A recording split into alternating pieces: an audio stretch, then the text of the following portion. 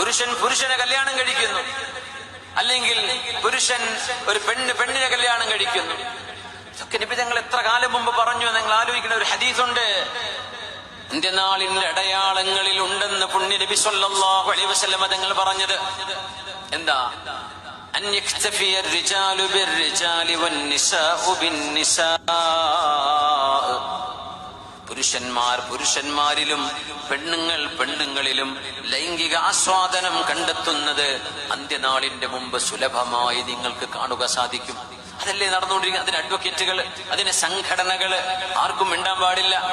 ഞാൻ എന്റെ ഉമ്മത്തിനോട് പറയുന്നു, മുസ്ലിം ഉമ്മത്തിനോട് പറയട്ടെ, അള്ളാഹുവിനെ ഭയപ്പെടണമെന്നും ദീനിന്റെ വിധി എന്താണ് ഇതിലെന്നും അറിയാൻ താല്പര്യമുള്ളവരോട് മാത്രം. ജനറലായി സമൂഹത്തോടൊന്നും ഞാൻ സംസാരിക്കാറില്ല.